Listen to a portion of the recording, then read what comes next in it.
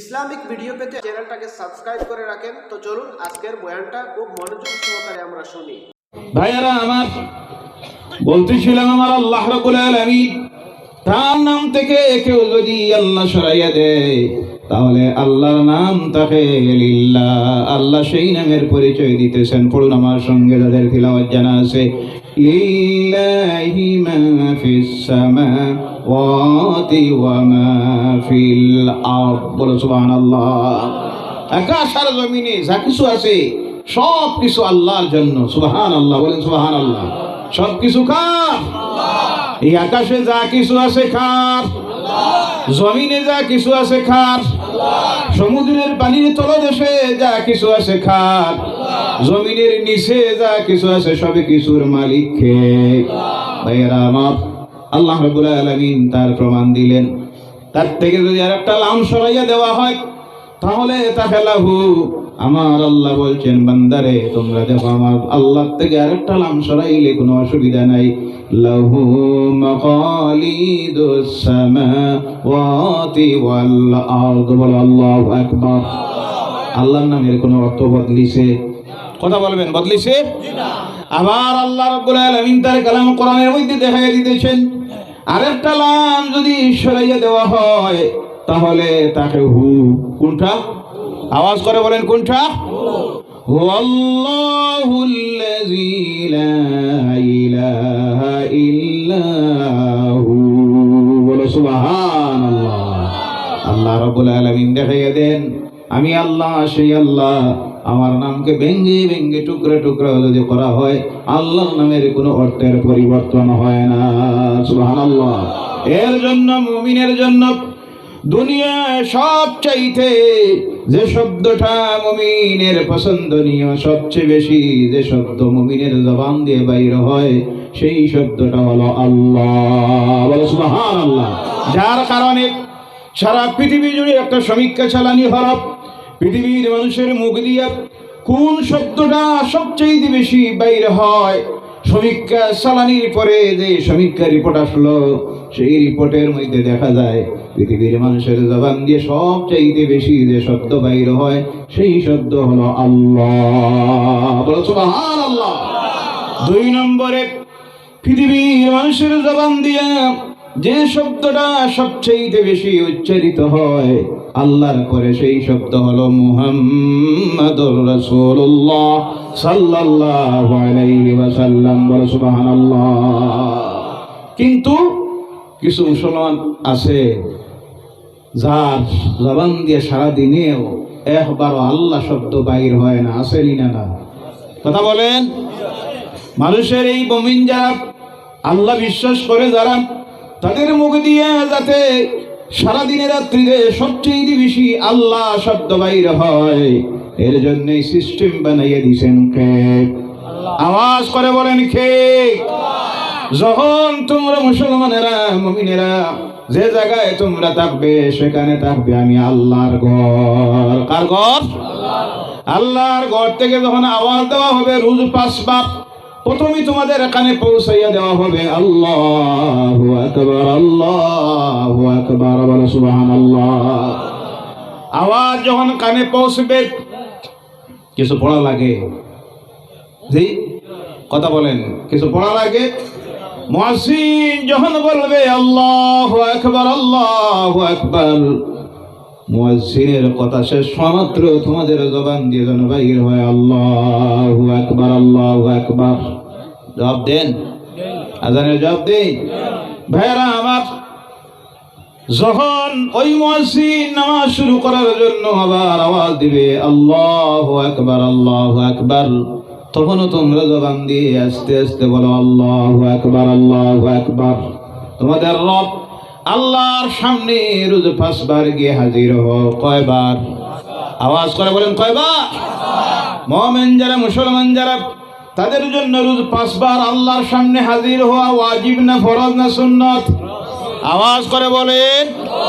এই ফরজ দায়িত্ব আদায় করতে গিয়ে তোমরা যখন আল্লাহর সামনে গিয়ে হাজির হবে প্রথমে আল্লাহর সামনে দাঁড়াইয়া বলো আল্লাহু আকবার। বলো সুবহানাল্লাহ।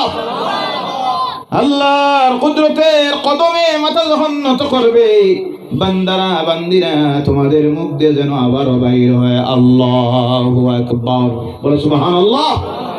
আবার দাঁড়াইয়া গেলে তোমার রব আল্লাহর সামনে যখন তুমি মাথা নত করে জমিনে মাথা কফল না হাত পায়ের অগ্রভাগ হাঁটু লাগাইয়া তোমার রবের সামনে সালেন্ডার হয়ে পড়বে বান্দারে, তখন তোমার মুখ দিয়ে বাইর হোক আল্লাহু আকবার, বলেন সুবহানাল্লাহ। অর্থাৎ বান্দা সর্বক্ষণ স্বীকার করতেছে আল্লাহ সবচেয়ে বড়, আল্লাহ মহান, বলো সুবহানাল্লাহ। যে বান্দা এই আল্লাহর সামনে সারেন্ডার হয়ে যায়, আল্লাহকে সবচেয়ে বড় স্বীকার করে নে, আল্লাহ মহান এই ঘোষণা দেয়, দিয়ে আল্লাহর সামনে সারেন্ডার হয়ে পড়ে যায়, আল্লাহর জাতের কসম সেই বান্দার আর বান্দির জন্য জমিনে কোনো ডর ভয় নাই, সুবহানাল্লাহ। আজকে আমাদের ডর ভয় আসেনি না? না, কথা বলেন। সর্বক্ষণ ডর আর ভয়ের মধ্যে জীবন চলতেছে। গোটা পৃথিবীর মুসলমান হক পথের পথে যারা, ন্যায়ের সংগ্রামে যারা, হকের কথা যারা বলে, তাদের সঙ্গে সব সময় আজকে ষড়যন্ত্র চলতেছে। কিন্তু জেনে রাখবেন, যারা এই আল্লাহ বিশ্বাসী হয়ে গিয়ে আল্লাহ সামনে রোজ 5 বার মাথা নত করে ঘোষণা দিতেছে আল্লাহ সবচেয়ে বড়, আল্লাহ মহান, তাদের এই জমিনে কোনো ডর ভয়, হেফাজতে তাদের মালিক কে? আওয়াজ করে বলেন, রিজিকের তাদের মালিক কে? সমস্ত ভয় ভীতির থেকে তাদেরকে হেফাজত করবেন কে? শুধু তা নয়, মৌতের সময়ও তাদের কোনো ভয় নাই, বলে সুবহানাল্লাহ। কবরের জীবনেও তাদের কোনো ভয় নাই, হাসরের ময়দানেও তাদের কোনো ভয় নাই, মিজানেও তাদের কোনো ভয় নাই। লা খাউফুন আলাইহিম ওয়ালা হুম ইয়াহজানুন, বলো আল্লাহু আকবার। ভয় নাই, ডরও নাই, চিন্তাও নাই, বলেন সুবহানাল্লাহ। এই আল্লাহর সামনে রোজ 5 বার সাজদা দিতে রাজি আছেন? আল্লাহ যেন তৌফিক দেয়, সকলে বলেন আল্লাহুম্মা আমিন। ভাইরা আমার, যার কারণে এই সমীক্ষা রিপোর্ট দেখার পরে তারা অবাক হয়ে গেল, তার কারণ হলো তারা দেখলো যারা ঈশ্বর বিশ্বাসী ভাইয়েরা, যারা তাদের সারাদিনই ঈশ্বরকে স্মরণ করার কোনো সিস্টেম, ঈশ্বর নাম জপ করার কোনো সিস্টেম আছে? কথা বলবেন। গড বিশ্বাসী যারা, খ্রিস্টান সম্প্রদায় যারা, ইহুদি যারা, তারা বিশ্বাস করে গড, কিন্তু জীবনে একবারও গডের নাম নেই, কোনো সিস্টেমও নাই, পরমেশ্বরের নাম নেওয়ার কোনো সিস্টেম নাই। কিন্তু আল্লাহ সত্য, এর জন্য আল্লাহ রাব্বুল আলামিন ব্যবস্থা করে রেখেছেন। আমি আল্লাহ বিশ্বাসী যারা হবে, প্রতি মুহূর্তে তাদের জবান দিয়ে বাইর হবে আল্লাহ, সুবহানাল্লাহ। যখন তুমি খানিকাতে বসবে, এখানেও আল্লাহর নাম আসেনি না? না। খাওয়া শেষ হলো, যে দোয়া পড়া হয় সেখানে আল্লাহর নাম আসেনি না? না। সারা জীবনের সকাল থেকে বিকাল অবধি যতটা কাজ আপনি করবেন, যতটা ইবাদত আছে, যত দোয়া আছে, একটাই দোয়া আল্লাহর নাম বাদ দেওয়া হয় না, বলে সুবহানাল্লাহ। এখন প্রশ্ন আসতে পারে, আল্লাহ কে? তিনি কেমন? কিভাবে তিনি? এই প্রশ্ন আজকে নয়, আমার নবী মুহাম্মদ রাসূলুল্লাহ সাল্লাল্লাহু আলাইহি সাল্লামের কাছে মক্কার জীবনে মক্কার মুশরিকিনরা, অংশীবাদী যারা, শরীক করত আল্লাহর সঙ্গে যারা, কাফের ছিল যারা, অনেকে অর্থ না বুঝে কাফের শব্দ শোনা মাত্র মনে মনে ভাবে এই তো গালি দেওয়া হয়েছে আমাদেরকে, আসেনি না? না। কোরআন পড়ে, আজকে তো কোরআন পড়তে অসুবিধা নাই, বাংলায় আছে, ইংরেজিতে আছে, যখন পড়ে আর পড়ে গিয়ে যখন দেখে কাফিরুন, কি ধর্মগ্রন্থ হইল, মুসলমান ছাড়া বাকি যারা, তারা রেখাই লাইয়া শেষ করছে, নাউজুবিল্লাহ বলেন, নাউজুবিল্লাহ। কাফিরুন, কাউকে গালি দেওয়া হয় নাই। আল্লাহর নিয়ামতকে যারা অস্বীকার করে, আল্লাহর নিয়ামত ভোগ করে কিন্তু শুকরিয়া আদায় করে না, তাদেরকে আরবি ভাষায় বলা হয় কাফিরুন, অকৃতজ্ঞ। যারা আল্লাহকে মানে, স্রষ্টা মানে, কিন্তু তার সঙ্গে আবার অনেককে শরীক করে সমতুল্য বানাইয়া দেয়, তাদেরকে আরবি ভাষায়, কোরআনের ভাষায় বলা হয় মুশরিকিন, অংশীবাদী। এটা কোনো গালি দেওয়া নয়। যারা আল্লাহ বিশ্বাস করে, ইসলাম মানে, কোরআন মানে, তাদেরকে বলা হয় মুসলিমুন। এটা হলো নাম। পরিচয় দেওয়ার শব্দগুলি গালি দেওয়া নয়। ও আমার ভাইয়েরা মুসলমানেরা, আল্লাহর হাবিবের কাছে সেই সময়ের মক্কার মুশরিকিন কাফিররা এসে প্রশ্ন করল, মুহাম্মদ তোমার আল্লাহ কেমন, তিনি কয়জন, তারে কি দিয়ে বানানি হয়েছে? কারণ তাদের চিন্তাধারা ছিল ভগবান যেভাবে আমাদের সামনে আমরা দেখতেছি মনে হয় আল্লাহ সেইভাবে। সঙ্গে সঙ্গে আমার আল্লাহ রাব্বুল আলামিন তার কালাম কোরআনুল কারীমের সূরা ইখলাস যাকে বলা হয় নাযিল করে দিল। বলো সুবহানাল্লাহ। আল্লাহর হাবিব জবাব দিলেন, তোমরা যে প্রশ্ন করতেছো শুনো, পড়ুন আমার সঙ্গে। বিসমিল্লাহির রহমানির রহিম। কুল হুয়াল্লাহু আহাদ আল্লাহুস সামাদ লাম ইয়ালিদ ওয়া লাম ইউলাদ ওয়া লাম ইয়াকুল লাহু কুফুয়ান আহাদ। আল্লাহু আকবার। কোরআনের 10 পারা পড়ার সওয়াব আল্লাহ আমায় দিয়ে দিয়েছেন। বলে সুবহানাল্লাহ। কয় পারা? 3 বার যখন আল্লাহর কোন বান্দা এই সূরা তিলাওয়াত করে, আল্লাহর হাবিব সাহাবায়ে কেরামদেরকে সামনে ডাক দিয়ে আনে বলেন, ও আমার সাহাবীরা, তোমাদেরকে আমি একটা সূরা শিখাইয়া দেই, যে সূরাটা তিলাওয়াত করলে আল্লাহর কালাম কোরআনুল কারীমের 10 পারা তিলাওয়াতের সওয়াব হয়ে যায়। বলে সুবহানাল্লাহ। সাহাবীরা বলেন, ইয়া রাসূলুল্লাহ সাল্লাল্লাহু আলাইহি সাল্লাম, সেই সূরাটি কোন সূরা? আল্লাহর হাবিব বলেন, সেই সূরা হলো কুল হুয়াল্লাহু আহাদ আল্লাহুস সামাদ লাম ইয়ালিদ ওয়া লাম ইউলাদ ওয়া লাম ইয়াকুল লাহু কুফুয়ান আহাদ। সুবহানাল্লাহ। এখন কয় পারা হইছে? কয় পারা? কয়বার পড়ছে? কয় পারা? আর একবার পড়লে 30 পারা কমপ্লিট। 30 পারা তিলাওয়াতের সওয়াব। বলে সুবহানাল্লাহ। কেন আল্লাহ রাব্বুল আলামিন এই সূরার এত ফজিলত দিলেন, এত মর্যাদা কেন দেওয়া হলো? তার কারণ হলো গোটা সূরাটা আল্লাহ রাব্বুল আলামিন তার পরিচয় দেওয়ার জন্য নাযিল করেছিলেন। আল্লাহ সেই সূরার মধ্যে পরিচয় দিতে দেন চার। ও আমার হাবিব, তারা প্রশ্ন করতেছে আল্লাহ কয়জন, আপনি তাদেরকে জানাইয়া দেন কুল হুয়াল্লাহু আহাদ, আপনি বলে দেন আল্লাহ একজন। কয়জন? আওয়াজ করে বলেন কয়জন? আল্লাহুস সামাদ, সেই আল্লাহ কাহারো মুখাপেক্ষী নন, তিনি কারো কাছে হাত পাততে হয় না, কারো কাছ থেকে ঋণ নিতে হয় না।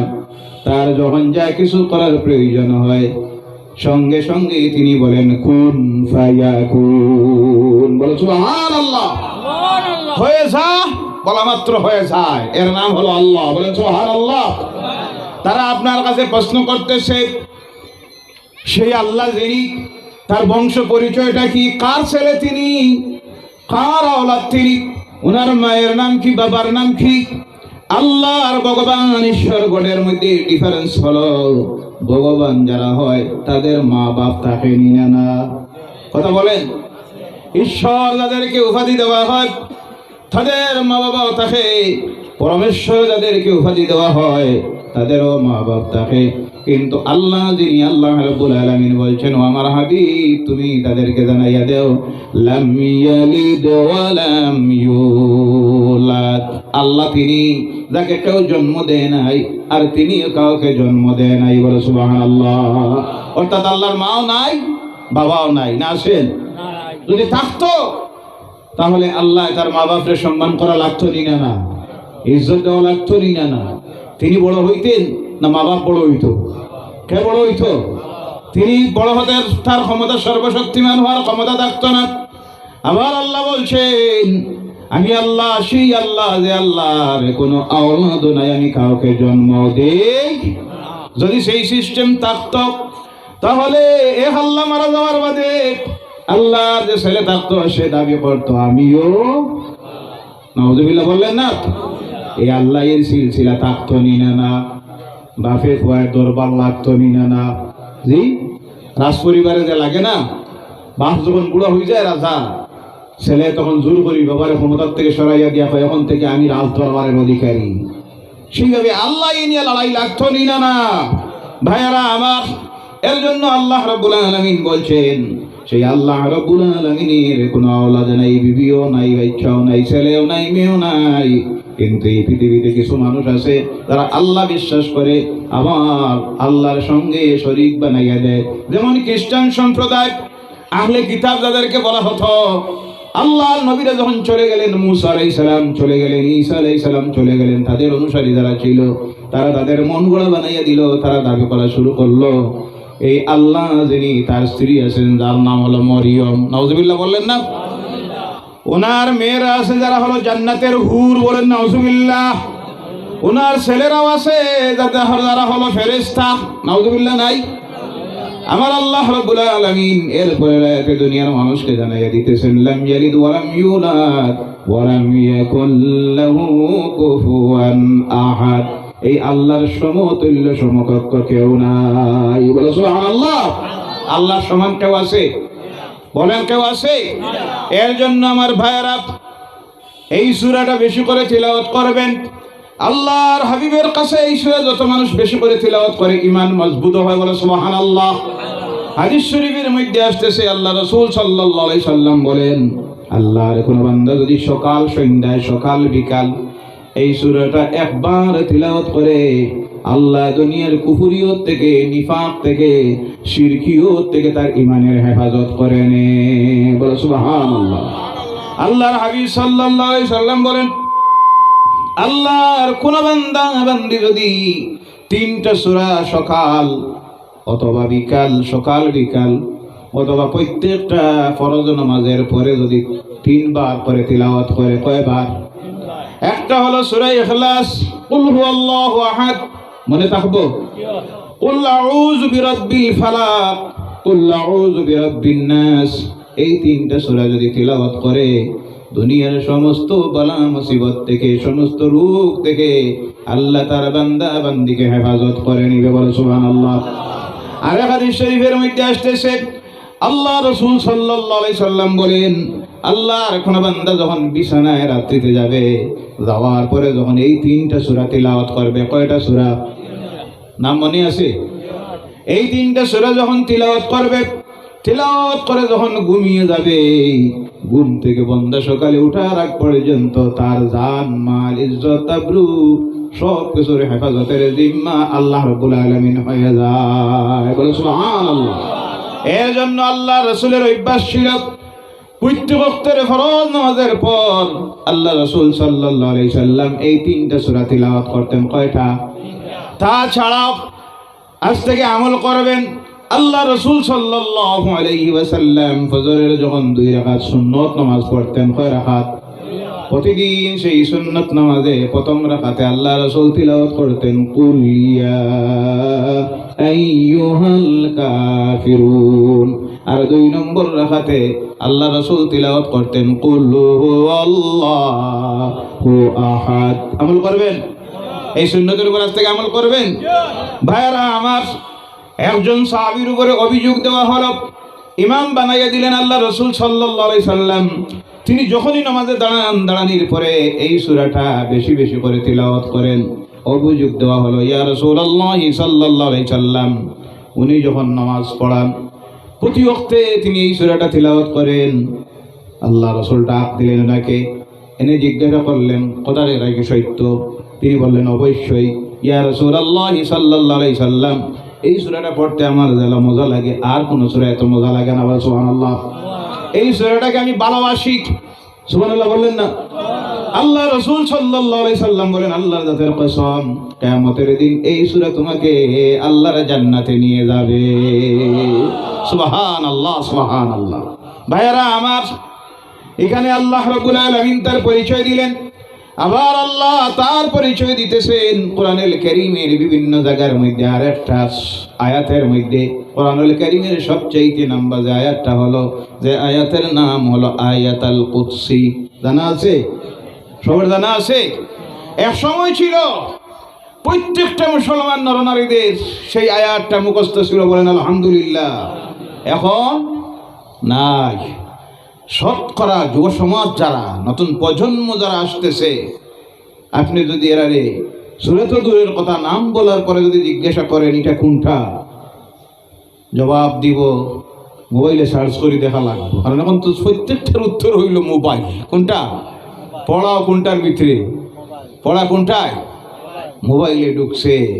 ভাইয়েরা আমার, মোবাইলটা আজকে আধুনিক বিজ্ঞানের যদিও সবচাইতে অন্যতম একটা আবিষ্কার, বিশ্ব মানুষের জন্য বহুত বড় একটা নিয়ামত, বলো আলহামদুলিল্লাহ। কিন্তু গোটা সমাজটাকে ধ্বংস করে দিতেছে যে জিনিসটা, তার নামও কথা বলেন। এবং বিশেষ করে আমাদের সমাজটা ধ্বংসের দিকে চলে যাচ্ছে এই মোবাইলের অপব্যবহারের কারণে, কথা ঠিক কিনা? আর এর জন্য দায়ী গার্জিয়ানেরা, কথা ঠিক কিনা? ছেলেরা হাতে মোবাইল রাত 12টা পর্যন্ত বাজতেছে, একটা বার বাবা জিজ্ঞাসা করে না, বাবারে রাত 12টা পর্যন্ত মোবাইলে তো আর কি ডিউটি দিই? মুসলমান এলাকায়, আপনি রাস্তা দিয়ে, আপনাদের এলাকায় আছে কিনা জানি না, মুসলমানদের এলাকায় সন্ধ্যার পর যদি আপনি বিশেষ করে গ্রামাঞ্চলের রাস্তা দিয়ে যদি বাইরে হন, তাহলে গিয়ে দেখবেন এমনও নাফরমান আছে, ঠান্ডাও লাগে না, খোয়াও লাগে না, ঝুঁকিও ধরে না। জি আসেনি না? না, গাড়ি উফরে দিয়ে উঠি যান, সরতেও রাজি না, 4-5টা এক জায়গায়, একদিকে লক্ষ্য, দুনিয়ার কোনো কিছু বুঝে না, শুধু মোবাইলের দিকে। মোবাইলে রাত্রি 11টা 12টা বাজাইয়া দিতেছে। কিন্তু এই যে যারা এই মোবাইলে ব্যস্ত হয়ে পড়ে আছে, এদের এই সময়টা কিন্তু মোবাইলে থাকার নয়, এই সময় তার বইটা নিয়ে বলার দরকার আছে না? কথা বলেন। আগামী দিনের তার হোমওয়ার্ক আছে, আগামী দিনের পাঠ শিকার দরকার আছে। কিন্তু গার্জিয়ান একটা বার জিজ্ঞাসা করে না, বাবারে সন্ধ্যার পর থেকে রাত্রে 10টা পর্যন্ত কোথায় ছিলে? কথা ঠিক কিনা? মেয়েও বসে আছে মোবাইল নিয়ে সর্বক্ষণ আল্লাহর নাফরমানিতে নিমজ্জিত, কিন্তু গার্জিয়ান সেদিকে লক্ষ্য করে না। অন্যান্য সমাজের মানুষগুলির দিকে গিয়ে আপনি দেখেন, সন্ধ্যার পর তাদের ছেলে মেয়েরা কেউ টিউশনির মধ্যে যাইতেছে, কেউ বোর্ডের মধ্যে পড়তেছে, যার কারণে আজকে দেখা যায় বিভিন্ন রেজাল্ট যখন দেওয়া হয়, ওই রেজাল্ট দিতে গিয়ে যখন মার্ক দেওয়া হয়, পার্সেন্টেজ দেওয়া হয়, ডিভিশন দেওয়া হয়, first place, second place, third place, সব দেখা যায় অন্যরা দখল করে নিছে, আর আমার সমাজের এরা থার্ড ডিভিশন। কথা ঠিক কিনা? একদিকে ষড়যন্ত্র চলতেছে আপনাদেরকে দুনিয়ার সবকিছুর থেকে বঞ্চিত করার জন্য, চলছে না? জি, বাস্তবের জবাব দিবেন। টেট ইন্টারভিউ আজ থেকে কয়েক মাস আগে গেছে, হাইলাকান্দিতে সেন্টার ছিল, কথা বলবেন। হুশে আছেন না বেহুশে? জি, সেন্টার ছিল কেন না? তার কারণ সংখ্যালঘুরা সংখ্যাগরিষ্ঠ হাইলাকান্দি আর করিমগঞ্জ জেলায়। এখানে যদি টেট সেন্টার দেওয়া হয় তাহলে এরা চাকরি পাইব। কোনটা? 3য় শ্রেণীর 4র্থ শ্রেণীর ইন্টারভিউ হইল, সেন্টার আসলো? আওয়াজ করে কথা বলেন। কেন? অপবাদ দেওয়া হইল, এখানে অবৈধভাবে পরীক্ষা দেয়, রেজাল্ট নেই। নাউজুবিল্লাহ বললেন না? ইনডিরেক্টলি বুঝাইয়া দেওয়া হইল সংখ্যালঘুরা যেখানে আছে এরা সুরের জাত। নাউজুবিল্লাহ বললেন না? কিন্তু আফসোস লাগলো, আমার দুঃখ লাগলো, সেই সময় সেই সংখ্যালঘু দরদি এরা কোথায়? জি, কথা বুঝতে অসুবিধা হয়। বুট আইলে যাদের তকির আর কৌমের চিন্তায় ঘুম নাই, এরা কোথায়? এরা তখন তাদের নিজের ব্যক্তি চিন্তায়, ব্যক্তির স্বার্থে কথা যদি কই আমার গদি যাইব। জি, কথা বলবেন। কথা যদি বলি আমার অসুবিধা আছে, কারণ আমি নিজে জানি আমার অবস্থা কি। জি, কথা বলবেন। এই সমস্ত চরিত্রের যারা, সতর্ক হবেন। কথা বোঝা যায়? ভাইয়ারা আমার, ভোট আইলে পরে এই দেশে সবচাইতে বেশি মারাত্মক যে জিনিসটা তুলে ধরা হয়, ধর্মের জিকির। কোনটা? আর এই ধর্মীয় জিকির যখন উপরে এসে যায়, রাষ্ট্রীয় সমস্যা, জাতীয় সমস্যা সব চাপা পড়ে যায়। কথা ঠিক কিনা? আর তখন মানুষ অন্ধ হয়ে যায়। কি হয়ে যায়? অন্ধ হয়ে মারাত্মক বিভিন্ন সময় ভুল করে বসে, যে ভুলের প্রায়শ্চিত্ত করতে হয় 5 বছর। কয় বছর? আল্লাহ বুঝার তৌফিক দেন, সকলে বলেন আল্লাহুম্মা আমিন। অনেকে ভাবতে পারে নজর রাজনীতির কথা কেন বলেন? ওয়াজের মাহফিলে রাজনীতির কথা হবে নাকি তোমার রান্নাঘরে হবে? জি, অনেকে কয় ওয়াজের মাহফিলে ওয়াজ নসিহত হইতো, নামাজ রোজার কথা হইতো, পর্দার কথা হইতো, এটা এই রাজনীতি খেলে নাউজুবিল্লাহ বললেন না? এর মতো বেকুফ আল্লাহর জমিনে আর আছে জি, যে ইসলাম এখনো বুঝে নাই, কোরআন বুঝে নাই, complete course of the life. এখন মানুষের পূর্ণাঙ্গ জীবন ব্যবস্থা হলো ইসলাম। ইসলাম সব বিষয়ে কথা বলেছে। কোরআনে রাজনীতি আসেনি না নাই? কথা বলেন। আমার রাসূল রাজনীতি করেছেন না? মসজিদে খালি 5 ওয়াক্তের নামাজ পড়াইতা, ইমামতি করতা, কিছু দাওয়াত টাওয়াত খাইতা, জিয়াফত খাইতা, খতম পড়তা জি। আমার ভাইয়েরা, সেটা বলা আমার উদ্দেশ্য নয়। আমার বলার উদ্দেশ্য হলো আল্লাহ রাব্বুল আলামিন তার কালাম কোরআনুল কারীমে আর একটা আয়াত দিয়েছেন তার পরিচয় দেওয়ার জন্য। যে আয়াত থেকে বলা হয় আয়াতুল কুদসি। পড়ুন আমার সঙ্গে, আল্লাহু লা ইলাহা ইল্লা হুয়াল হাইয়ুল কাইয়্যুম লা তা'খুযুহু সিনাতুন ওয়ালা নাওম লাহু মা ফিস সামাওয়াতি ওয়া মা ফিল আরদ من ذا الذي يشفع عنده إلا بإذنه يعلم ما بين أيديهم وما خلفهم ولا يحيطون بشيء من علمه إلا بما شاء وسع كرسي السماوات والأرض ولا يؤوده حفظهما وهو العلي العظيم الله أكبر আল্লাহ এখানেও তার পরিচয় দিতেছেন আল্লাহু লা ইলাহা ইল্লাহু। আল্লাহ একজন, আল্লাহ সমতুল্য কেউ নাই, বলে সুবহানাল্লাহ। তিনি জীবিত, সুবহানাল্লাহ নাই?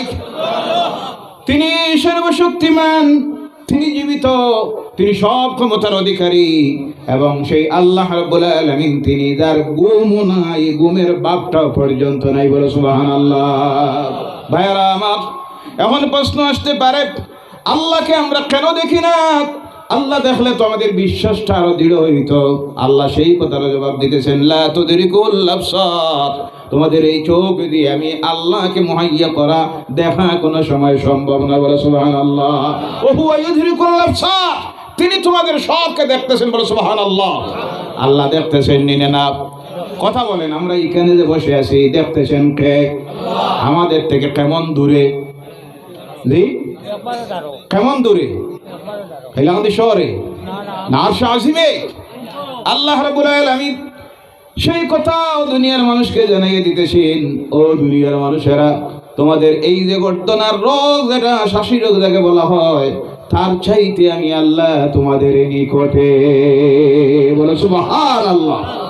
কিন্তু আমরা দুনিয়ায় অনেক মানুষ আছে যখন গুনার কাজ করে, তখন করার পরে তারা গুনাহটাকে লুকাইতে চায়, লুকাইয়া রাখে, পায় দুনিয়ার কেউ দেখছে না। কথা ঠিক কিনা? কিন্তু বলুন, দুনিয়ার কেউ যদি দেখে না, দেখার একজন আছে না? তারে না দেখাইয়া দুনিয়ায় কোনো জায়গায় যাওয়ার জায়গা আছে? কথা বলেন। মদ যখন পান করে লুকাইয়া করে, আল্লাহ দেখেনি না? ওজনে কম দেয়, দেখতেছেন কে? কথা বলেন, দেখতেছেন কে?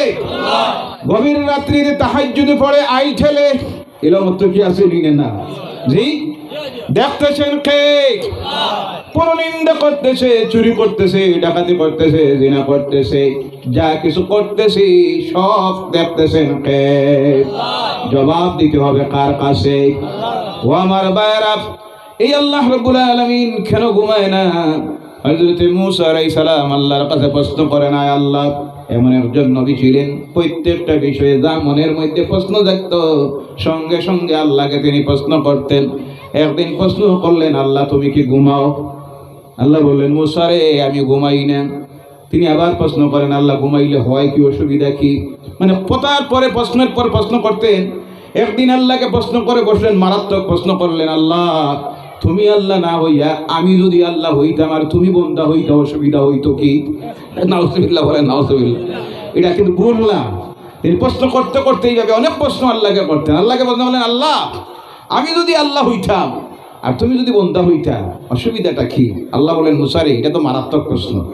আচ্ছা বলেন আল্লাহ, আচ্ছা বুঝছি মারাত্মক হোক, অসুবিধা না। আরেকটা কথা আপনাকে আমি জিজ্ঞাসি, আল্লাহ আমি যদি আল্লাহ হইতাম আর তুমি যদি বন্ধা হইতা, আমার কাছে প্রথম তুমি কোন জিনিসটা চাইতা?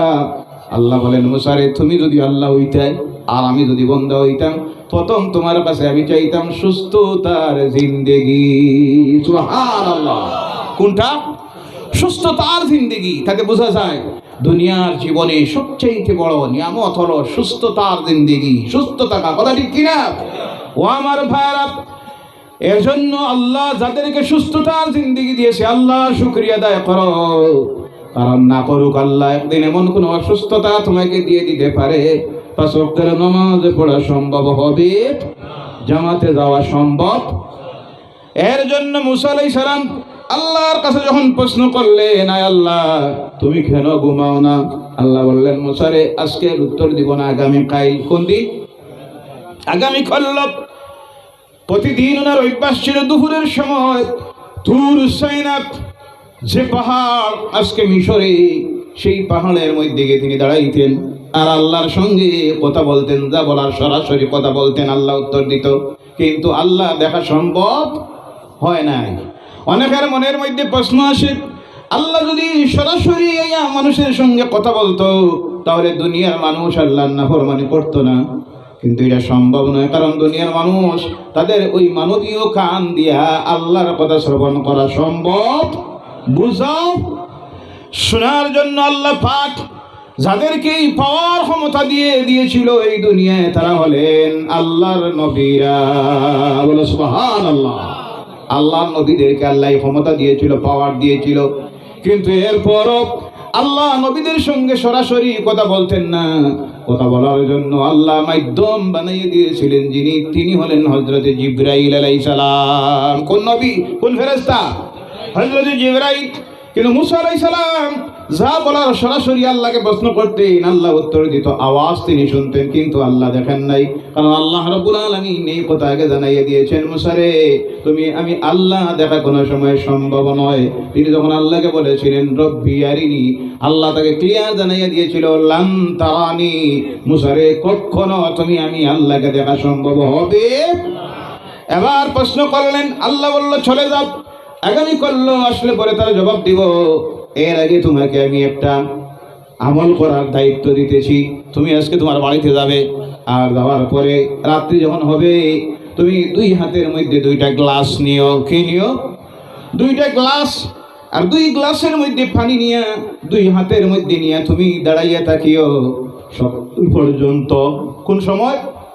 ফজর পর্যন্ত। কোন সময়? ফজর পর্যন্ত। আগামী করলে যখন তুমি আসবে আমি আল্লাহর সঙ্গে কথা বলার জন্য, তখন ওই 2 গ্লাস পানিটা আমি আল্লাহর জন্য নিয়ে আসিও। তিনি ভাবলেন এটা স্বাভাবিক একটা কাজ। বাড়িতে চলে গেছেন। রাত্রি গভীর যখন হয়েছে, 2টা গ্লাসের মধ্যে তিনি পানি নিলেন, 2 হাতের মধ্যে নিয়ে দাঁড়াইয়া আছেন। রাত্রে 12টা 1টা যেমনি বাজছে, সঙ্গে সঙ্গে সামনে দিয়ে একবার, পিছনে 3 বার। জি, এটা হলো মানবীয় চাহিদা, মানুষের শারীরিক চাহিদা। রাতটা আল্লাহ বানাইছেন ঘুমের জন্য, আরামের জন্য, আর দিনটাকে বানাইছেন পরিশ্রমের জন্য। এবার রাত্রি গভীর হয়েছে, হঠাৎ করে অসতর্ক অবস্থায় 2 হাতে ধাক্কা লেগে পানিটা পড়ে গেছে। চিন্তায় পড়লেন, আগামী করলো আল্লাহর সামনে কি নিয়ে হাজির হব। আচ্ছা যা হওয়ার হয়েছে যাই। পরের দিন সকালবেলায় 2টা গ্লাস খালি নিয়ে আল্লাহর সামনে হাজির হলেন। আল্লাহ বলেন মুসারে পানি কোথায়? বলেন আল্লাহর কইব কি, রাত 12-1টা যেমনি বাজছে, সঙ্গে সঙ্গে সুখের মধ্যে ঘুম এসে গেছে, আর ঘুমের ধাক্কায় 2 গ্লাসের পানি পড়ে গেছে। আল্লাহ বলেন মুসারে তোমার প্রশ্নের উত্তর আমার আর জিজ্ঞাসার দরকার নাই, তুমি নিজে তো উত্তরটা পাইয়া গেছো। বলো সুবহানাল্লাহ। ও মুসা, আমি যদি আল্লাহ রাত্রিতে ঘুমাইতাম, তাহলে আমার সৃষ্টির কুল মাখলুক একটার সঙ্গে ধাক্কা লেগে ধ্বংস হয়ে যাইত। সুবহানাল্লাহ। এর জন্য আল্লাহ ঘুমায়। আর যদি ঘুমাইতো, আজকের পৃথিবীর অবস্থা কি হইতো? বাকি সব বাদ দে, অপেক্ষা করতো রাত 10টা। কয়টা বাজে? আসেনি না? রাত 10টার অপেক্ষা করতো। কারণ 10টা হইলে আল্লাহ ঘুমাইয়া যাইব, যা পারো মদ খাও। নাউজুবিল্লাহ বললেন না? যত আল্লাহর নাফরমানি আছে, নাফরমানরা আছে, যে আল্লাহ এখনো ঘুমায় না, যে আল্লাহর তন্দ্রের বাপ নাই, সে আল্লাহ জানে, তার নিকটে সব দেখতেছেন। এরপরও যে সমস্ত নাফরমানেরা আল্লাহর নাফরমানি করতেছে, তারা এই গভীর রাত্রে যখন হয়তো অপেক্ষা করতে থাকতো কোন সময় আল্লাহ ঘুমাইব আর আমরা আমাদের কাজ চালাইব। বলেন নাউজুবিল্লাহ। এখন আরেকটা প্রশ্ন আসতে পারে, আল্লাহ একজন না হইয়া দুইজন হইলে বালা না খারাপ? দেই লাভ বেশি না কম? কি বলেন আপনারা? এক ডিস্ট্রিক্টে যদি 2 মন্ত্রী থাকে, লাভ না লস? লাভ। আর এক একজন এক এক ফান্ড আনবো, বেশি কাজ হইব। জি ভাইরা আমার, তাতে অনুমানে বোঝা যায় আল্লাহ 2জন হইলে লাভ হইতো। একজনকে কইতাম আল্লাহ ধন দে, আর একজনকে কইতাম আল্লাহ চাকরি দে, 2 দিক থেকে লোয়া যাইতো। আল্লাহ রাব্বুল আলামিন তার কালাম কোরআনুল কারীমের মধ্যে বলতেছেন, আল্লাহ যদি একজন না হয়ে 2জন হতো, তাহলে তোমরা দেখতে স্রষ্টার সৃষ্টিতে ফিতনা তৈরি হয়ে যাইতো। সকাল হলে পরে আল্লাহ একজনে তার পাওয়ার দেখাইতে গিয়ে বলতো সূর্য উঠ, আর একজনে কইতো তোমার ক্ষমতা বেশি না আমার বেশি, দেখি সূর্য উঠিস না। অবস্থা রইতো আমাদের। রায় কোনোদিন হয়ে যাইত 1 সপ্তাহ রায়, 2 আল্লাহ লাগছে লড়াই। যুক্তিতে বোঝা যায় স্রষ্টা কয়জন? একজন। যুক্তিতে বোঝা যায়। এর জন্য সুস্থ মস্তিষ্কের মানুষ তারা কখনো এই কথা বিশ্বাস করতে পারে না স্রষ্টা কয়েকজন। স্রষ্টা কয়জন? একজন। এই আয়াতের মধ্যে আল্লাহ রাব্বুল আলামিনের গুণাবলী প্রমাণিত করা হয়েছে। এর জন্য এই আয়াতটা মুখস্থ করবেন। রাজি আছেন? আল্লাহ প্রত্যেককে মুখস্থ করার তৌফিক দেন। সকলে বলেন আল্লাহুম্মা আমিন। এই আয়াতটা যদি মুখস্থ করে নেন, আল্লাহর হাবিব সাল্লাল্লাহু আলাইহি ওয়াসাল্লাম বলছেন, প্রতিদিন সকালবেলায় কেউ যদি এই আয়াতটা তিলাওয়াত করে নেয় আর সন্ধ্যাবেলায় একবার তিলাওয়াত করে, মওত ব্যতীত দুনিয়ার কোনো রোগে তারে আসর করবে না। সুবহানাল্লাহ। কোনো অসুবিধায় পড়ে গেছে, রাস্তায় গভীর রাত্রিতে চলতেছে, চলতে গিয়ে হঠাৎ আপনার ভয় ঢুকে গেছে। জিন ভূতের ভয় আসেনি না? না। দুশ্মনের ভয় আসেনি না? না। জিন আসেনি না? না। ভূত, জিনের বাদে ভূত আর একটা আছে, বয়তল মাল আর একটা দেও। নাউজুবিল্লাহ বললেন না? এই সব বেলকিবাজি দুঃখবাজি আছে একটা, যার নাম জিন্নাত। কোনটা? জিন্নাত। আল্লাহ বলছেন, ওমা খালাকতুল জিন্না ওয়াল ইনসা ইল্লা লিয়াবুদুন। আমি সৃষ্টি করেছি আমার ইবাদতের জন্য 2টা মাখলুক। কয়টা? একটার নাম জিন্নাত আর একটার নাম আর ওয়াসওয়াসাদে, যেটা এটার নাম কোরআনের ভাষা হইল শয়তান। কোনটা? এখন দেখা যায় এক শ্রেণীর, সব না, এক শ্রেণীর তবিব করে মোল্লা শ্রেণীর মানুষ আছে, যাওয়ার পরে পেশা যদি হয় তার 24 ঘন্টা তাবিজে লেখা, আর মোল্লাকে করা, দুনিয়ার খবর নাই, নামাজের খবর নাই, জামাতের খবর নাই। তাহলে এইভাবে যদি কোনো মৌলবী হয়, কারি হয়, হাফিজ হয়, এর পিছনে নামাজ পড়া হারাম। জানা থাকবো মাসলা। আবার আজ থেকে যে কোনো ইমামের পিছনে লাগবা না, খালি চান্স পাইলেও তো ইমামের পিছনে লাগা। অনেক আছেন তাবিজ দেন, তাবিব করেন, কোরআন পড়ে, তেল পড়া, পানি পড়া দেন, এসব জায়গা আছে। কিন্তু আফসোস, তথাকথিত এক শ্রেণীর এখন দেখা যায় পীর সাহেব। কি সাহেব? কথা বলেন। পীর সাহেবের কাছে নেওয়া হইল রুগী, জিনে ধরছে। কিসে ধরছে? পীর সাহেবে কয় জিন তাড়াইতে 10,000 লাগবো। জিনেরও দাম বাড়ছে। নাউজুবিল্লাহ বললেন না? জোরে বলেন নাউজুবিল্লাহ। একটা খতম পড়া লাগবো, এটা আমি ছাড়া কেউ পড়তে পারতো না। খতমের দাম 20,000। নাউজুবিল্লাহ নাই? এক দামের একটা লাল দামাও লাগবো। জিন্নাতে এখন দামাও ছড়ে। নাউজুবিল্লাহ বললেন না? সব ব্যবসা দুঃখবাজি। কথা ঠিক কিনা? জিন্নাতে কোনো সময় কয় গরু লাগবো, নিয়ে খাইতো। আর সাদকাতু তারুদুল বালা, অনেকে দলিল দেন সাদকাতু তারুদুল বালা। আল্লাহর নামে সদকা করেন, আল্লাহ বিপদ মুসিবত দূর করবে। এই মুসিবত দূর করার জন্য কি 20,000, 40,000, 50,000 টাকা দামের দামা লাগবো? আসলে এটা পীর নাই, এটা পীর নাই, পেট বাসানির ধান্দা। কথা ঠিক কিনা? এদের থেকে আল্লাহ আমাদের সমাজটাকে হেফাজত করে, সকলে বলেন আল্লাহুম্মা আমিন। আর অধিকাংশ ক্ষেত্রে এই সমস্ত মানুষেরা এদের কাছে যায় যাদের ইসলাম সম্পর্কে, কোরআন সম্পর্কে জ্ঞান নাই, আমলের কোনো, নিজের কোনো আমল নাই। আল্লাহর যাদের কসম করে বলি, কোন পীর সাহেবের কাছে যাবেন না, আমি তা বলছি না। তবিবের জন্য যাওয়ার প্রয়োজন নাই। জিন ভূতে তোমাকে ধরেছে, আল্লাহ রাসূল সাল্লাল্লাহু আলাইহি ওয়াসাল্লাম বলেন, রাস্তা দিয়ে চলতেছেন, জিন ভূতের ঢর বয়সে গভীর রাত্রিতে একাকী চলতেছেন, এই আয়াতটাকে আপনি একবার তিলাওয়াত করে নেন, আর এই আঙ্গুলটা শাহাদাতের আঙ্গুল দিয়ে আপনার চতুর্দিকে একটাবার আপনি ঘুরাইয়া দেন। আল্লাহ রাতের কসম, কোন জিন ভূতে আপনাকে আসর করতে পারবে। আসলে আমি তো তিলাওয়াতই জানি না। কথা ঠিক কিনা ভাইরা আমার?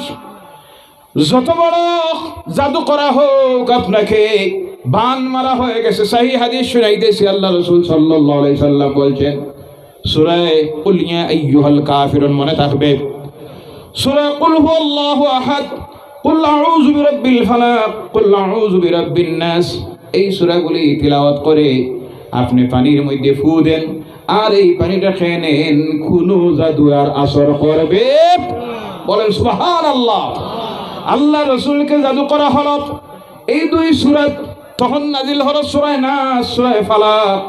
আল্লাহর হাবিব সাল্লাল্লাহু আলাইহি সাল্লামের মাথা মুবারক থেকে চুল নিল, নিয়ে একজন ইহুদি মহিলা এই চুলের মধ্যে 11টা গাইড দিল। কতটা? 11টা ঘিরা দিয়ে গাইড দিয়া, সেটা দিয়ে আল্লাহ রাসূলের প্রতি জাদু করা হলো। পরে নিয়ে একটা খোয়ার নিচের মধ্যে, পানির নিচে পাথর দিয়ে চাপা দেওয়া হলো। আল্লাহর হাবিব অসুস্থ হয়ে গেলেন।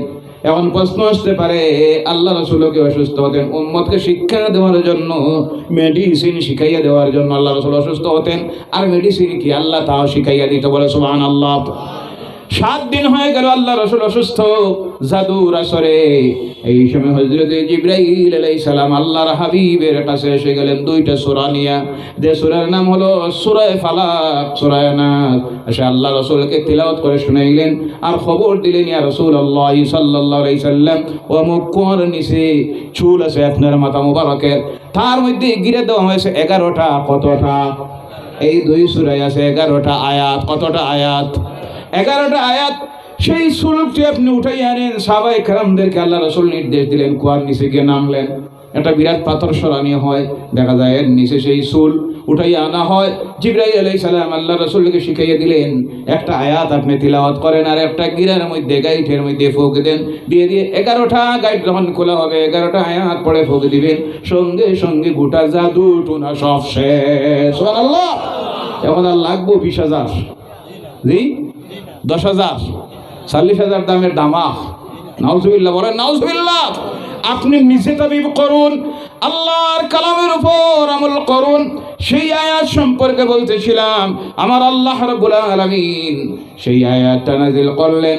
আল্লাহ রাসূল সাল্লাল্লাহু আলাইহি ওয়াসাল্লাম বলতেছেন, যখন সকালবেলায় কোনো আল্লাহর বান্দা এই আয়াতটা তিলাওয়াত করে, যাকে আয়াতুল কুরসি বলা হয়, সঙ্গে সঙ্গে আল্লাহ রাব্বুল আলামিন এই দিনের রাত্রির বান্দার সমস্ত বলা মুসিবত থেকে হেফাজতের জিম্মাদার হয়ে যায়। বলো সুবহানাল্লাহ। এই আয়াত যখন তিলাওয়াত করে, সঙ্গে সঙ্গে আল্লাহ রাব্বুল আলামিন তার অভাব অনটন সব দূর করে দেয়। বলো সুবহানাল্লাহ। যখন এই আয়াত তিলাওয়াত করে, আল্লাহ রাব্বুল আলামিন তার রুজি রিজকের জিম্মাদার হয়ে যায়। বলো সুবহানাল্লাহ। যে আয়াতটা, যে সূরাটাকে আগে আলোচনা করেছিলাম, কিছু আলোচ্য বিষয় দেওয়া হয়েছে। ও আমার ভাইরা, 1 নম্বরে বলতেছিলাম, দুনিয়ার মুমিন যারা, তাদের প্রত্যেকটি মুহূর্তে জবান দিয়ে বাইরে করতে হয় কার নাম? আরো জোরে বলেন, কার নাম? এর জন্য আযান যখন দেওয়া হয়, মুয়াজ্জিন যা বলে সঙ্গে সঙ্গে তোমাকে তাও বলতে হয়। শুধু মুয়াজ্জিন যখন বলবে হাইয়া আলাস সালাহ, কোনটা? আপনি কোনটা পড়বেন এই সময়? কোনটা? একসঙ্গে পড়ুন, লা হাওলা ওয়ালা কুওয়াতা ইল্লা বিল্লাহ। হাইয়া আলাল ফালাহ যখন বলা হয় আপনি তা পড়বেন। ফজরের নামাজের মধ্যে আরেকটা বিশেষ শব্দ আছে, আসসালাতু খায়রুম মিনান নাম। যখন মুয়াজ্জিন বলবে তুমি তখন বলো সাদ্দাকতা ওয়া বারারতা, বলো সুবহানাল্লাহ। বাকি যা কিছু মুয়াজ্জিন বলবে আপনি সঙ্গে তা বলবেন। বলার পরে যখন আজান শেষ হয়ে গেল, এরপরে দোয়া আসেনি না? না, পড়েন আপনারা, কথা বলেন, করেন আপনারা? এত ফজিলতপূর্ণ দোয়া আল্লাহর জমিনে আর নাই। আল্লাহ হাবিব সাল্লাল্লাহু আলাইহি ওয়াসাল্লাম বলছেন এই দোয়াটা তোমরা আল্লাহর কাছে আমার জন্য করো। ও উম্মতেরা, তোমাদের কাছে আমি আর কোনো কিছু চাইতেছি না। রাসূল উম্মতের কাছে চাইতেছেন না আমাকে টাকা দাও, আমাকে যাকাত দাও, আমাকে এই দাও সেই দেই, কিছু নয়। মুয়াজ্জিনের আজান যখন দেওয়া হয় মুয়াজ্জিনের সঙ্গে সেই শব্দগুলি তোমরা উচ্চারণ করো। আর আজানটা যখন শেষ হয়ে যাবে তোমরা আল্লাহর কাছে এই দোয়াটা করো, আল্লাহুম্মা রাব্ব হাযিহিদ দাওয়াতিত তাম্মাহ ওয়াস সালাতিল কাইমা আতি মুহাম্মাদানিল ওয়াসিলাতা ওয়াল ফাদিলা ওয়াদ দারাজাতার রাফিআ ওয়াবআসহু মাকামান মাহমুদান আল্লাযী ওয়া'আদতা ওয়ারযুকনা শাফা'তাহু ইয়াওমাল কিয়ামাহ ইন্নাকা লা তুখলিফুল মিআদ। পড়বেন আজ থেকে, লাভ হইব না লস? আর আল্লাহ রসুলের জি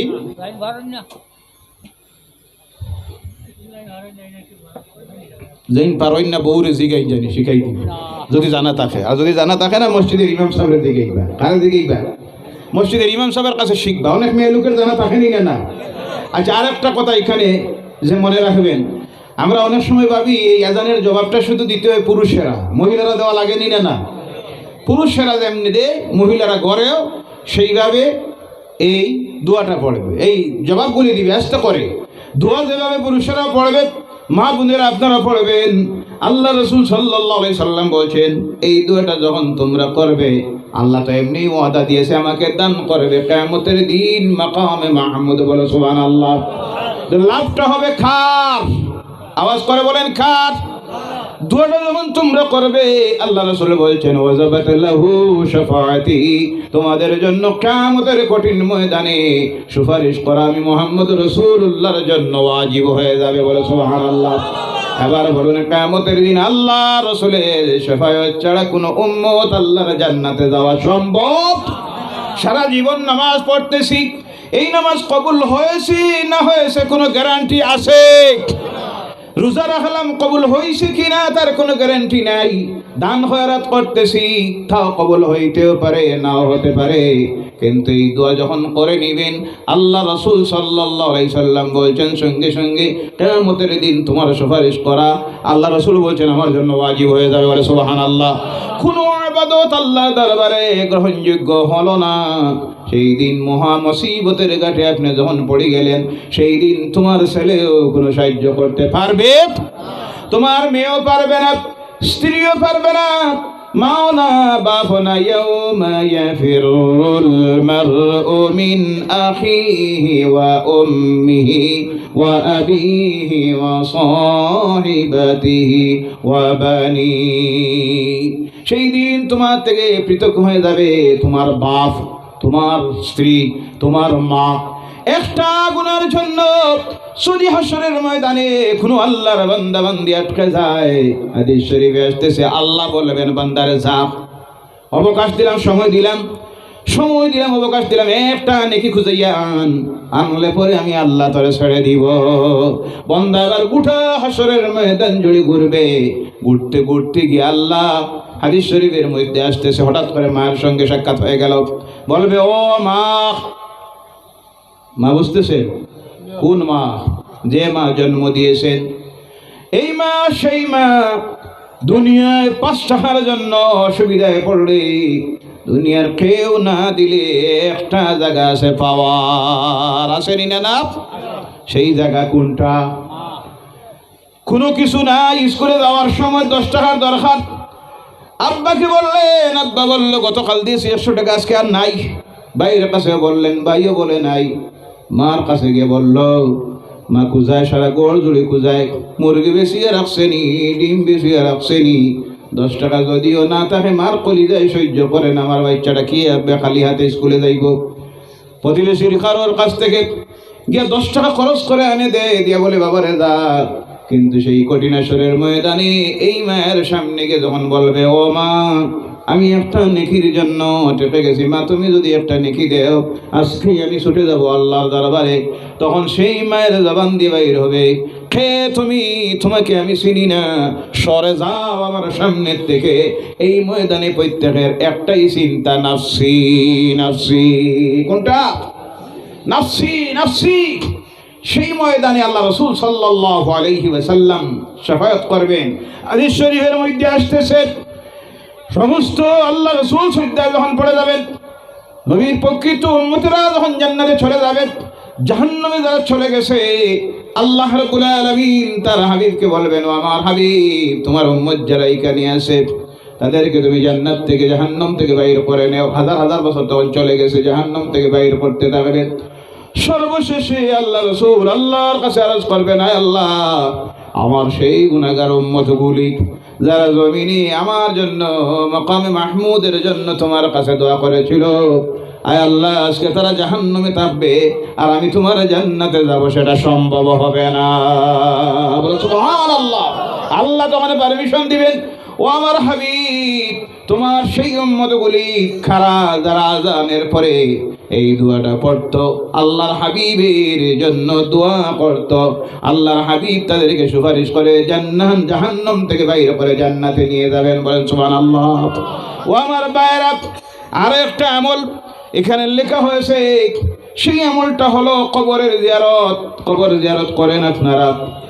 জি, প্রত্যেকে কি কবর জিয়ারত করবেন? সপ্তাহে কমপক্ষে একদিন, সম্ভব হয় 2 দিন 3 দিন, তাও যদি সম্ভব না হয় কমপক্ষে শুক্রবারে মা বাবার কবর জিয়ারত করবেন। রাজি আছেন? কবর জিয়ারতে মৌতের কথা স্মরণ হবে। কবর জিয়ারতের মধ্যে যখন যাবেন, যাওয়ার পরে এই যে সূরাটা প্রথমে বলেছিলাম, যে এই সূরার নাম হলো সূরা ইখলাস। কোন সূরা? কমপক্ষে এই সূরাটা নিজের মুর্দাদের কবরের কিনারার মধ্যে গিয়ে দাঁড়াবেন, আর দাঁড়িয়ে আর কিছু সম্ভব না হয় 3 বার এই সূরাটা যদি তিলাওয়াত করেন, ওর সব যখন মুর্দে গানের উপরে বসে দিবেন। আল্লাহ রাসূল সাল্লাল্লাহু আলাইহি সাল্লাম বলেন, গোটা কবরস্থানে যত মুর্দারা আছে প্রত্যেকের আমল নামায় আল্লাহ মকবুলে কোরআন খতমের সওয়াব দিয়ে দেয়। আর রাসূল বলেন সুবহানাল্লাহ। শুধু তারা লাভবান হলো তা নয়, যখন আপনি তিলাওয়াত করলেন, করার পরে যখন সবটা বক্সে দিলেন, ওই গোটা কবরস্থানে যে পরিমাণ মুর্দারা আছেন আর তাদের আমল নামায় যে পরিমাণ নেকি আছে, সমান নেকি তিলাওয়াতকারীর আমল নামায় আল্লাহ লিখে দেয়। বলো সুবহানাল্লাহ, সুবহানাল্লাহ। সঙ্গে সূরা কুল আউযু বিরাব্বিন নাস তিলাওয়াত করবেন, কুল আউযু বিরাব্বিল ফালাক তিলাওয়াত করবেন, সূরা ফাতিহা তিলাওয়াত করবেন, আরো যদি সম্ভব হয় সূরা কাফিরুন তিলাওয়াত করবেন। 3 বার যখন তিলাওয়াত করবেন, কাফিরুন সূরা জানা আছে তো?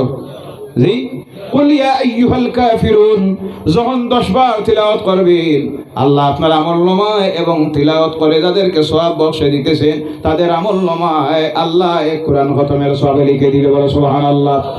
আরো সম্ভব হয় সূরা ইয়াসিন। কোন সূরা? কোরআনুল কারীমের কলব, হৃদয়, হার্ট যাকে বলা হয়েছে। আফসোস লাগে, এক সময় ছিল প্রত্যেক মুসলমানের বাড়িতে সকাল সন্ধ্যা যে সূরাটা তিলাওয়াত হতো সেই সূরা ছিল সূরা ইয়াসিন। কথা ঠিক কিনা? আজকে মুরব্বী মা নাই, বাপও নাই, তিলাওয়াত নাউজুবিল্লাহ বললেন না। আর তিলাওয়াত করবে কোন সময়? ঘুম তো 7:30টায়। কয়টায়? জি, এগুলা মুসলমান আসেনি না? না, এটা স্ট্যান্ডার্ড, স্ট্যান্ডার্ড। নাউজুবিল্লাহি মিন যালিক। এক শ্রেণীর মুসলমানেরা আজকে ফলো করতেছে ওয়েস্টার্ন সিভিলাইজেশন, পাশ্চাত্যের অপসংস্কৃতি, ইহুদি নাসারা, তাদের কালচারকে।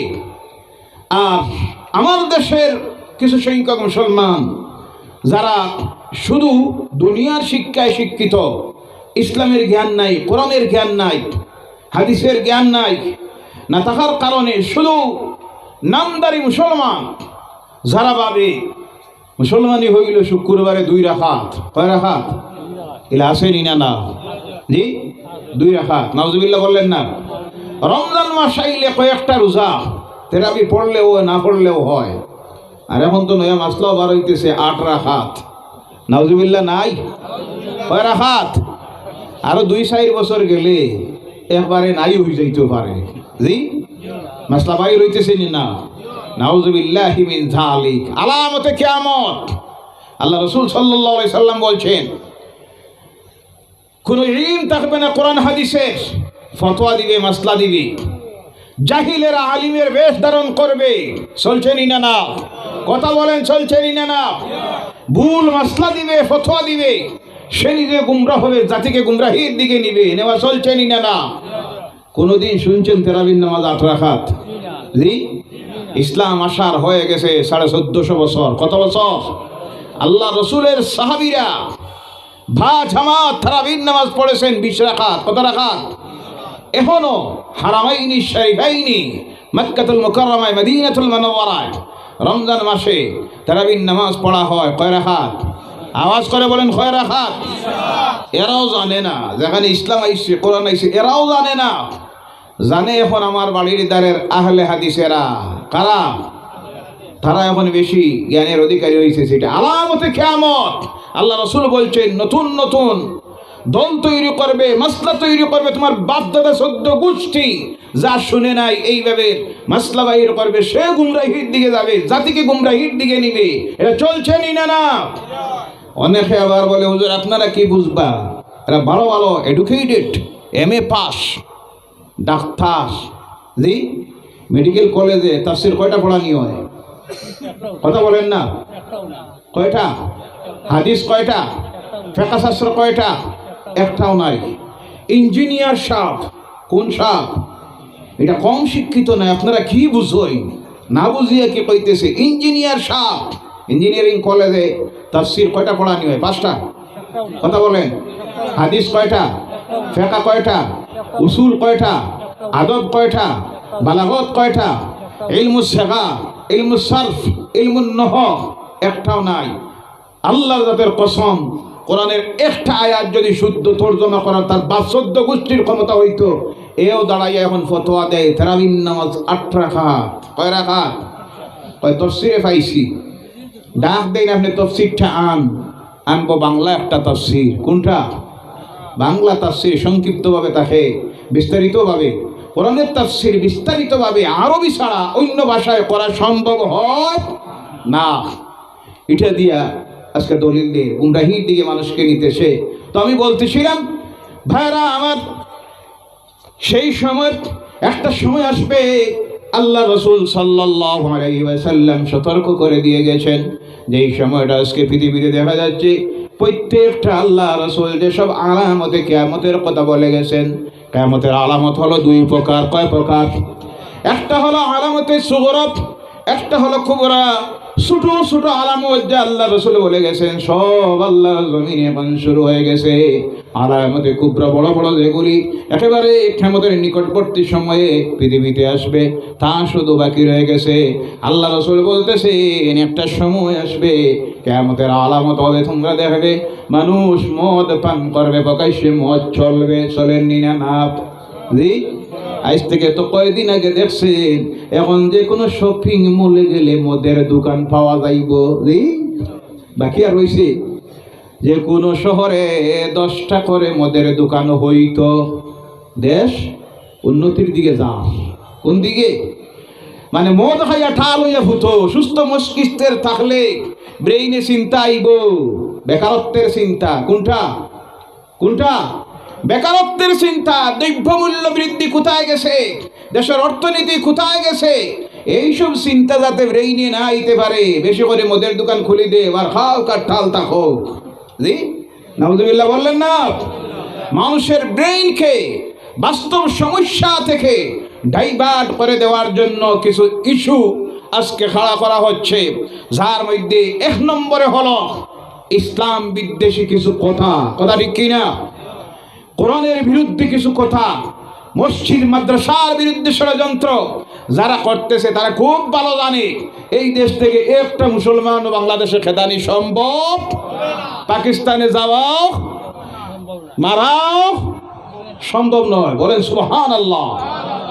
সব তারা বুঝে, কিন্তু দেখতেছে মানুষের ব্রেইনকে যদি ডাইভার্ট করতে হয় বাস্তব সমস্যার থেকে, তাহলে এইভাবে কিছু জিনিস তুলে ধরার দরকার।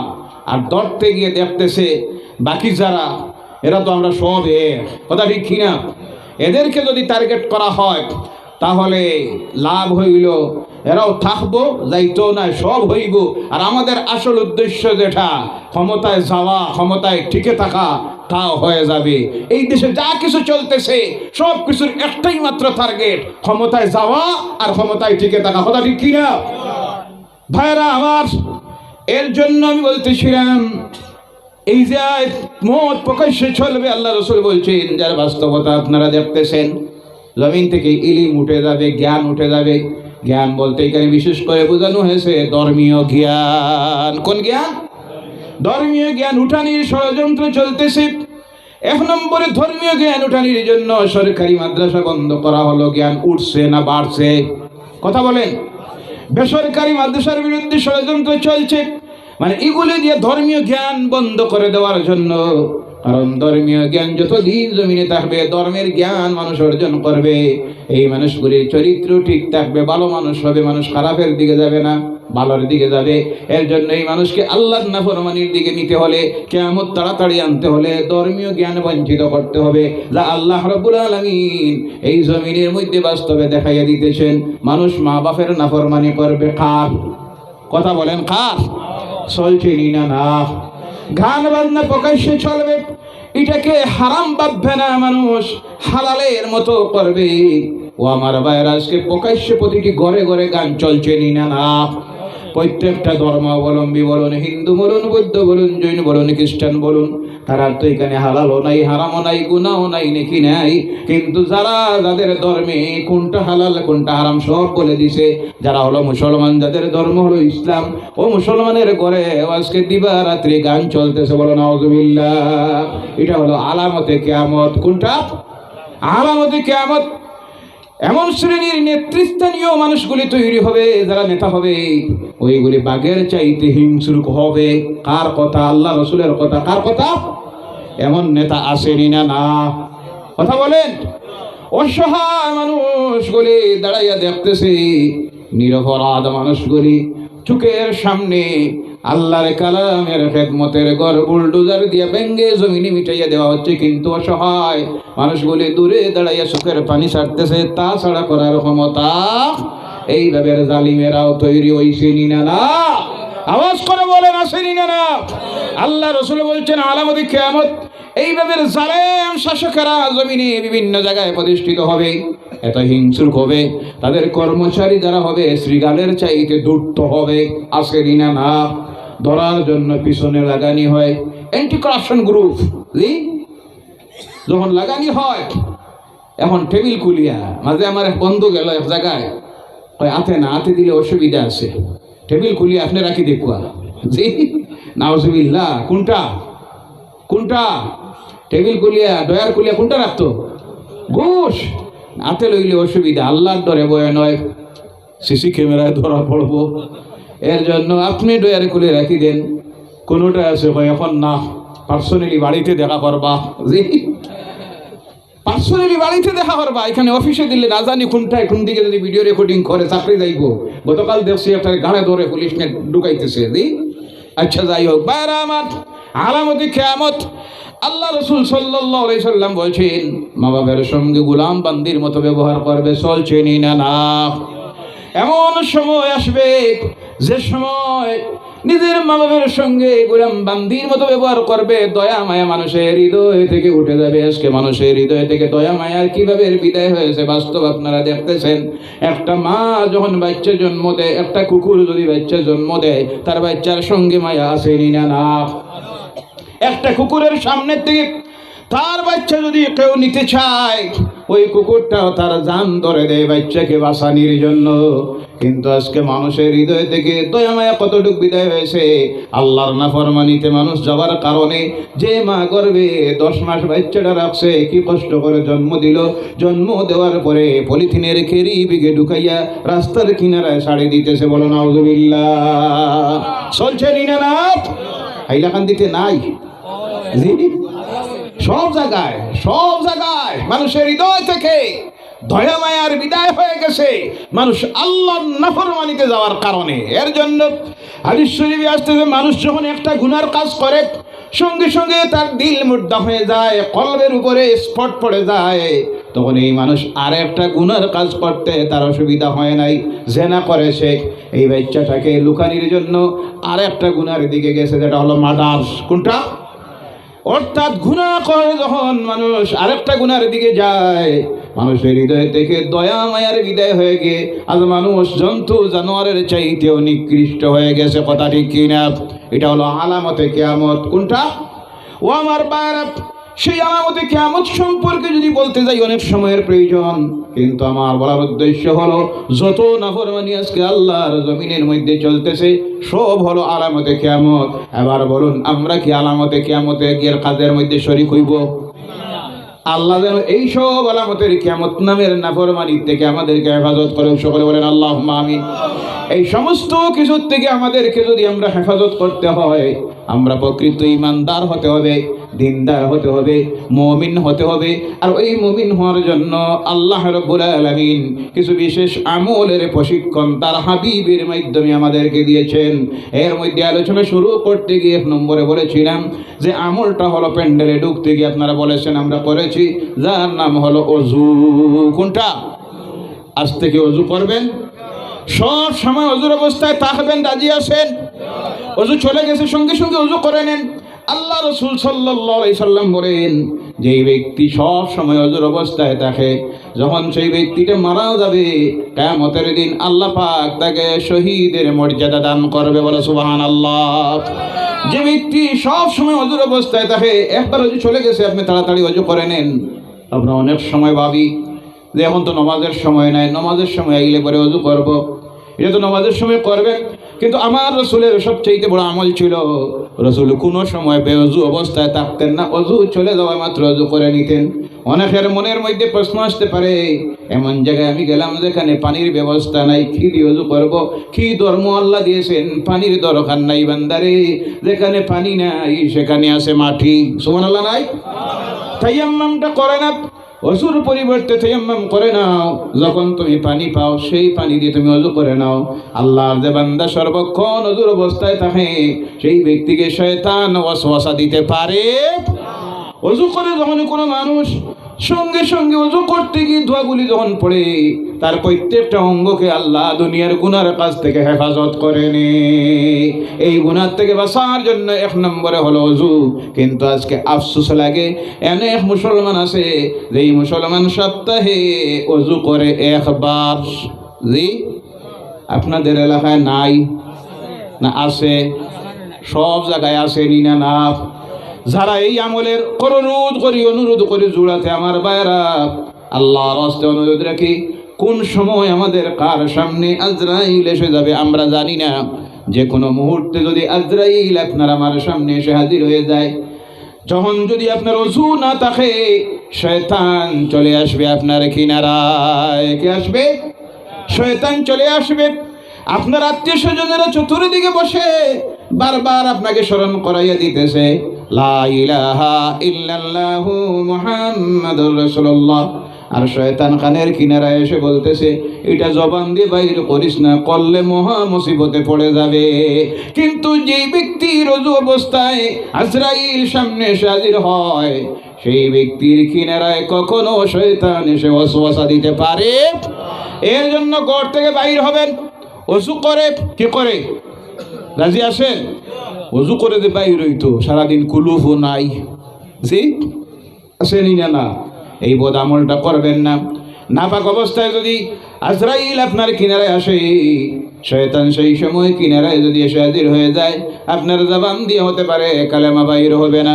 যেই ব্যক্তির জীবনের শেষ সময় জবান দিয়ে যদি কাহারো কলেমা লা ইলাহা ইল্লাল্লাহু মুহাম্মাদুর রাসূলুল্লাহ বাহির না হয়, জেনে রাখবেন তার পরকালটা বরবাদের জিন্দেগি হয়ে।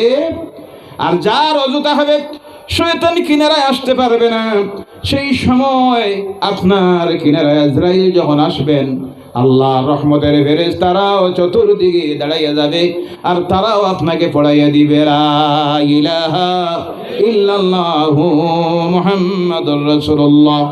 এই যদি আখেরি কলেমা আপনার জবান দিয়ে বাইর হয়ে যায়, আল্লাহ রাসূল বলছেন ফাদাখালাল জান্নাহ, অবশ্যই সেই ব্যক্তি আল্লাহর জান্নাতে প্রবেশ করবে। বলেন সুবহানাল্লাহ। তো অনেক সময় প্রশ্ন করেন, হুজুর লোকটা সারা জিন্দেগি খারাপ কাজ করলো আর মরার সময় কলিমা পড়লো, সে কি দুজখে না গিয়ে জান্নাতে চলে যাবে? না, সেটা কথা নয়। এখানে বলা হচ্ছে অবশ্যই, অর্থাৎ গুনাহ যদি করে থাকে, গুনার সাজা শাস্তি জাহান্নামে কাটে, এরপরে একবার অবশ্যই সেই ব্যক্তি আল্লাহর জান্নাতে চলে যাবে। এর জন্য ওযু করবেন সর্ব অবস্থায়, গুনাহ সগীরাত থেকে মুক্ত হয়ে, গুনাহ সগীরাত থেকে আল্লাহ মুক্ত করে দিবেন। তওবা করবেন বেশি করে।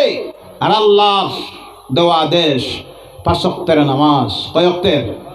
কয় ওয়াক্তের? আওয়াজ করে বলেন, কয় ওয়াক্তের? 5 ওয়াক্তের নামাজের আমল তৈরি করুন।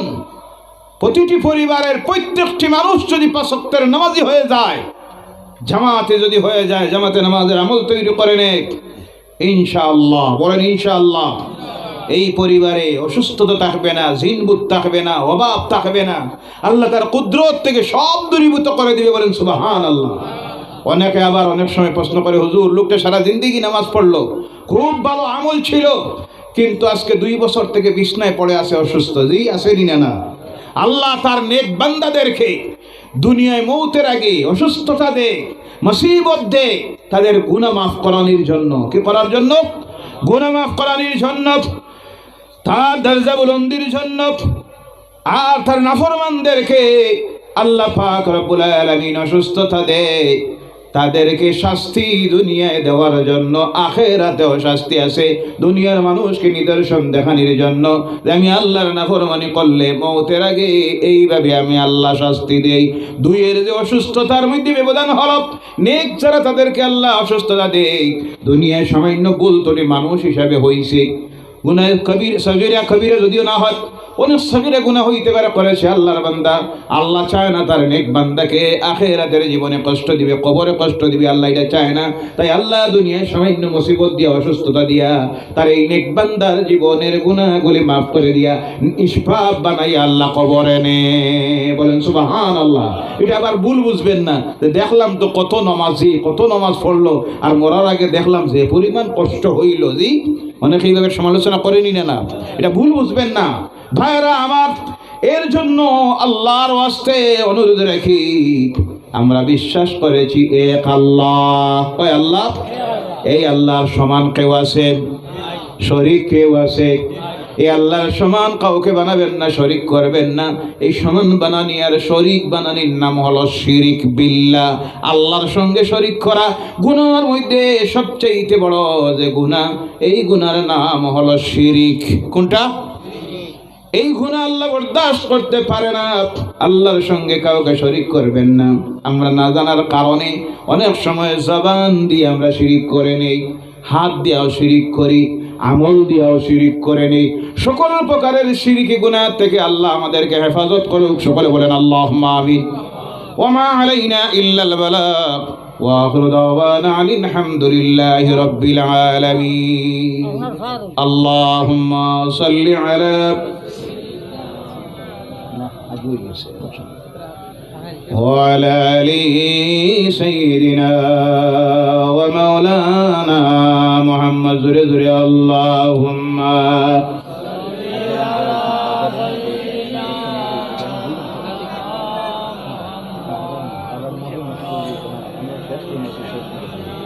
سيدنا مولانا محمد استغفر الله إن الله غفور رحيم زر زر أستغفر الله إن الله غفور رحيم أستغفر الله ربي من كل ذنب وأتوب إليه أستغفر الله ربي من كل ذنب وأتوب إليه أستغفر الله ربي من كل ذنب وأتوب إليه ولا حول ولا قوة إلا بالله العلي العظيم ولا حول ولا قوة إلا بالله العلي العظيم لا